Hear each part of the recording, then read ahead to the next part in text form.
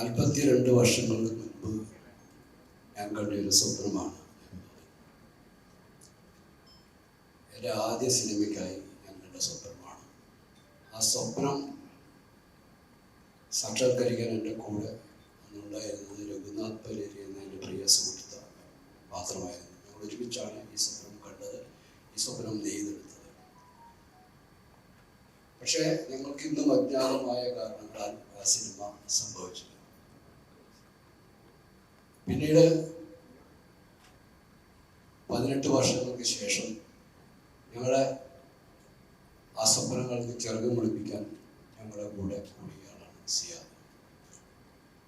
സിയാദ് ഈ സിനിമ നിർമ്മിക്കണമെന്ന് ആഗ്രഹിച്ച് ഞങ്ങളുടെ അടുത്തേക്ക് വരുമ്പോൾ പിന്നീട് ഞങ്ങളോടൊപ്പം ചേർന്നതാണ് പ്രിയ മോഹൻലാൽ, വിദ്യാസാഗർ, സന്തോഷ്, അങ്ങനെ ഒരുപാട് ടെക്നീഷ്യന്മാർ, എൻ്റെ കൂടെ ആദ്യമായിട്ട് വർക്ക് ചെയ്യുന്ന ഒരുപാട് പേര് ഈ സിനിമയ്ക്ക് വേണ്ടി എൻ്റെ കൂടെ ഉണ്ടായിരുന്നു. പക്ഷെ ആ സിനിമ നമ്മൾ ആഗ്രഹിച്ച പോലെ, നമ്മൾ പ്രതീക്ഷിച്ച പോലെ തിയേറ്ററുകളിലേക്ക് എത്തുമ്പോൾ വേണ്ട രീതിയിൽ സ്വീകരിക്കപ്പെട്ടില്ല എന്നുള്ളതാണ്. ആദ്യ തവണ 1982-83 കാലഘട്ടത്തിൽ ഞാനും രഘുവും ഈ സ്ക്രിപ്റ്റ് എഴുതുമ്പോൾ ഏകദേശം 1 വർഷക്കാലം ഞങ്ങൾ ആ സ്ക്രിപ്റ്റിൽ മാത്രം വർക്ക് ചെയ്തിരിക്കുകയായിരുന്നു. അത് സംഭവിക്കാതെ പോയ ആ സിനിമ വീണ്ടും റീവർക്ക് ചെയ്യുമ്പോൾ 2000-ൽ അത് ചെയ്യുമ്പോൾ വീണ്ടും 1 വർഷക്കാലം അതിൻ്റെ പുറകിൽ ഞാൻ എൻ്റെ വീട്ടിൽ എൻ്റെ കുടുംബത്തെ കാണാൻ പോലും പോകാതെ 1 വർഷക്കാലം എറണാകുളത്ത് ഒരു വീടെടുത്ത് താമസിച്ചിട്ട് ഈ സ്ക്രിപ്റ്റ് റീവർക്ക് ചെയ്തു. അത്രമാത്രം സമർപ്പണത്തോടെ ഞാൻ ചെയ്ത മറ്റൊരു സിനിമയും ഇല്ല എന്ന് എനിക്ക് ഉറപ്പിച്ച് പറയാം. അതും പക്ഷേ നമ്മൾക്ക് വലിയ നിരാശ സംഭവിച്ചൊരു സിനിമയാണത്. എനിക്കും സിയാദിനും രഘുവിനൊക്കെ വലിയ രീതിയിലുള്ള കാര്യത്തിൽ വലിയ സങ്കടങ്ങൾ വരുത്തിയൊരു സിനിമ കൂടിയാണ്. ഇന്ന് 24 വർഷങ്ങൾക്ക് ശേഷം ആ സിനിമ വീണ്ടും പ്രേക്ഷകരിലേക്ക് എത്തുന്നു എന്നുള്ളതാണ് ഏറ്റവും വലിയ സന്തോഷം. ഈ സിനിമയ്ക്ക് അന്ന് കാലം തെറ്റിപ്പറന്ന സിനിമ എന്ന് പറയുമ്പോൾ ഇന്നും ഇതാണ് ഈ സിനിമ പ്രേക്ഷകരുടെ മുന്നിലേക്ക് എത്തേണ്ട കാലം എന്ന് ഞാൻ വിശ്വസിക്കുകയാണ്.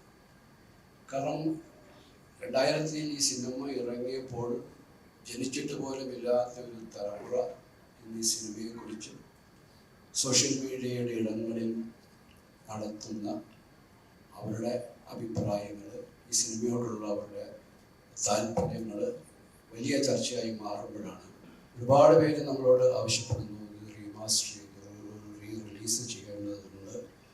അതിനായി കാത്തിരിക്കുന്ന ഒരുപാട് വലിയ ഒരു പ്രേക്ഷക സമൂഹമുണ്ട് എന്ന് തിരിച്ചറിഞ്ഞതിൻ്റെ ഭാഗമായിട്ടാണ് നമ്മൾ ഇങ്ങനെയൊരു റീമാസ്റ്റേർഡ്, എഡിറ്റഡ് 4K അറ്റ്മോസ് വേർഷനിലേക്ക് ഈ സിനിമ കൊണ്ടുവരുന്നത്.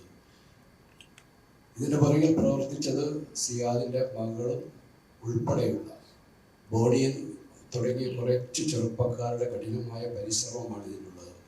അവരെല്ലാവരും കൂടെ ചേർന്ന് ഇതിൻ്റെ ഒരു പ്രവർത്തനം പാതി വഴി എത്തിയപ്പോഴാണ് അറിയിക്കുന്നത് ഞങ്ങളിങ്ങനെ ഒരു മൂവ്മെൻ്റ് ഉണ്ടാകുന്നത്.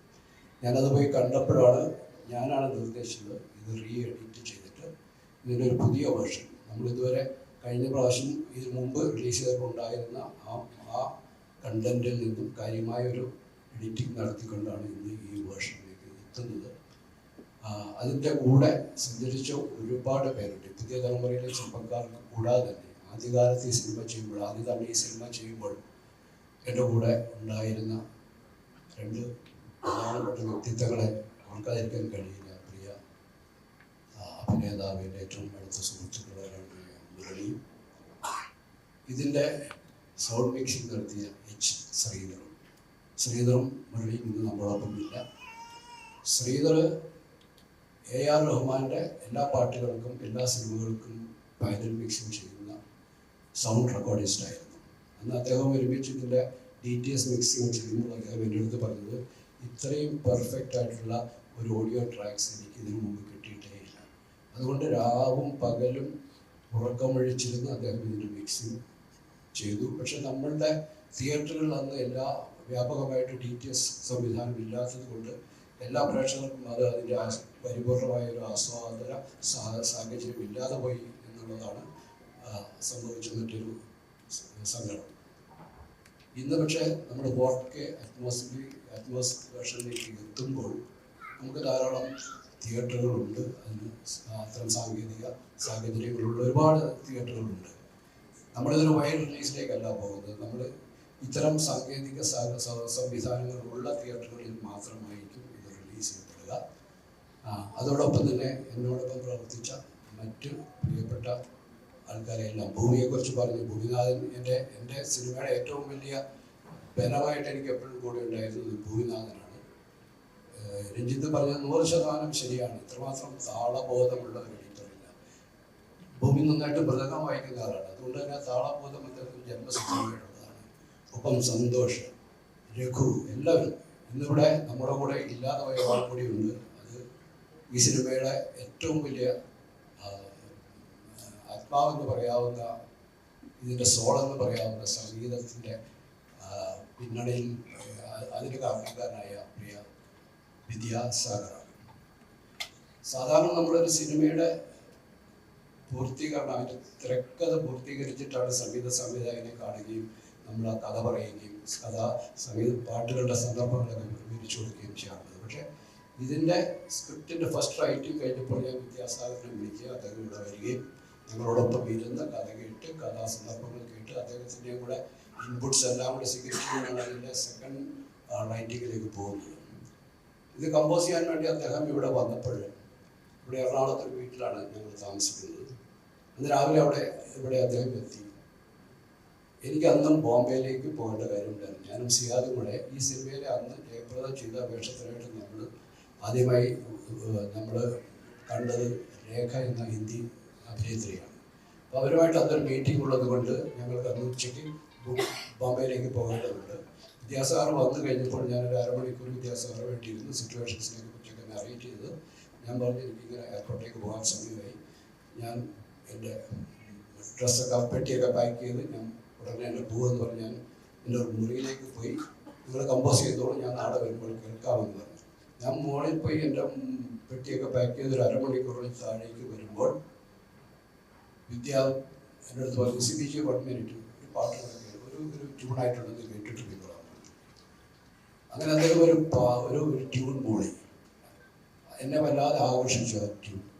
അപ്പോൾ തന്നെ തിരുമേനി പറഞ്ഞു, ഞാനൊരു 4 വരി എഴുതിയിട്ടുണ്ടെന്ന് പറഞ്ഞു.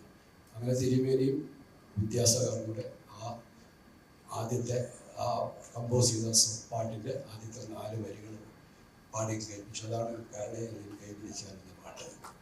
ഒരു നിമിഷ നേരം കൊണ്ട് സൃഷ്ടിക്കുകയാണ്.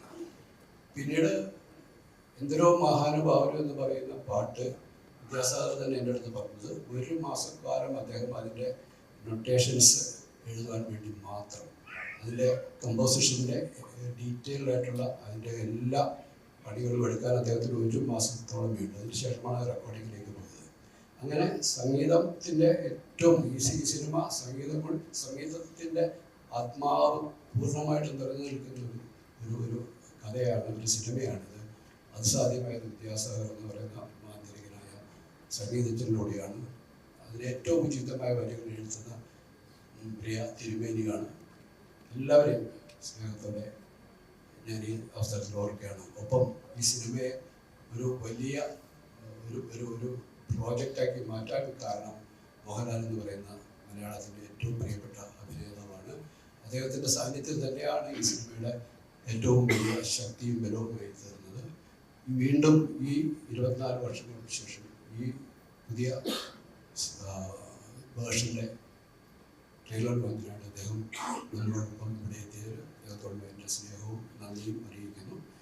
എല്ലാവരെയും ഞാൻ തിയേറ്ററുകളിലേക്ക് ഈ റിലീസ് ചെയ്യുന്ന ദിവസം അത് താമസിക്കാതെ അനൗൺസ് ചെയ്യുന്ന ഡേറ്റ് എല്ലാവരെയും ഞാൻ തിയേറ്ററിലേക്ക് ക്ഷണിക്കുകയാണ്. നിങ്ങൾക്ക് ഞാൻ ഉറപ്പ് നൽകുന്നു, നിങ്ങൾക്ക് ഇതുവരെ അനുഭവിച്ചിട്ടില്ലാത്ത, മലയാള സിനിമയിൽ നിങ്ങൾക്ക് ഇതുവരെ അനുഭവിച്ചിട്ടില്ലാത്ത ഒരു ദൃശ്യ ശ്രാവ്യ അനുഭവമായിരിക്കും ദേവദൂതൻ ഈ remastered re edited new version.